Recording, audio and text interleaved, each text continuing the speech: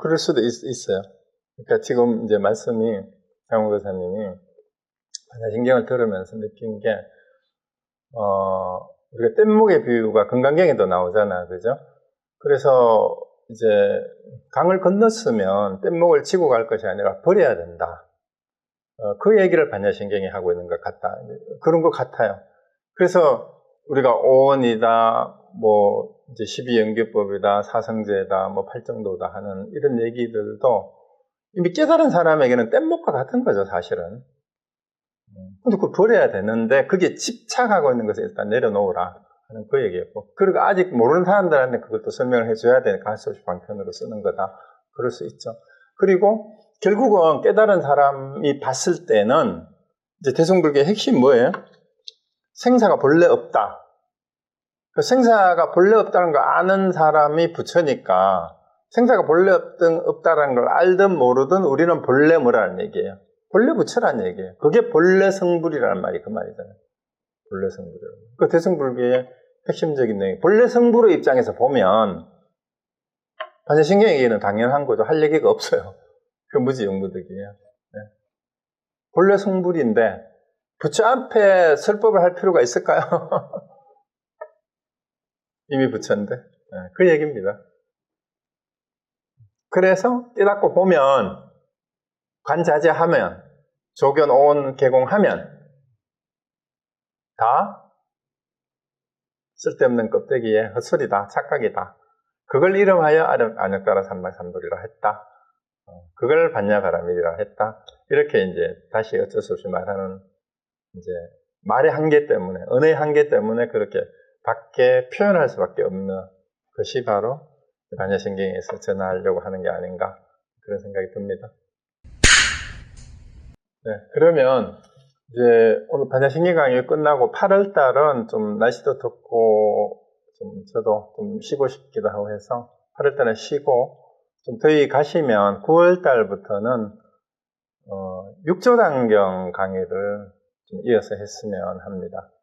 그리고 아직은 제 결정을 못했는데 좀 의견을 들어보고, 육조단경 가운데 흔히 알듯이 도낭본이 있고, 우리 많이 지금까지 봤던 덕이본이 있고, 뭐 흥성사본하고 몇 개 대승사본 이런 게 있는데, 덕이본, 흥성사본, 대승사본 거의 비슷해요.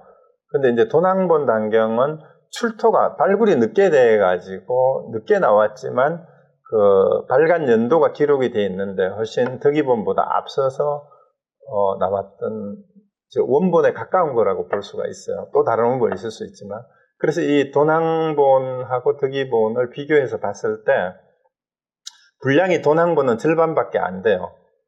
아마 그 분량으로만 봤을 때는. 그 덕이본은 나중에 더 덧붙여져고 편집이 됐는데 약간씩 다르게 표현된 부분도 있고, 이제 덧붙여졌지만 내용상 그걸 좀 더 풀어서 더 분명하게 설명한 부분도 있고, 근데 어떤 부분은 정반대로 또 설명한 부분도 있어요. 그래서 이제 그런 부분을 대조하면서 뭐 분량이 작거나 많거나 특별한 문제가 없는 거는 그냥 넘어가도 되고, 근데 이제 정반대로 기록된 부분도 있어요. 예를 들어 무자가 유자로 잘못 기록된 것도 있어. 도낭본하고 덕이본이. 그럼 뜻이 완전 반대잖아요. 근데 둘 다 통할 수도 있느냐는 이제 그때 가서 보고. 그래서 어느 게 맞는지는 우리가 이제 해봐야 돼요. 이제 우리가 알고 있는 그 육조현행대사의 개성이라고 알려주는 부분도 덕이본하고 이제 도낭본이 달라요. 한 구절이.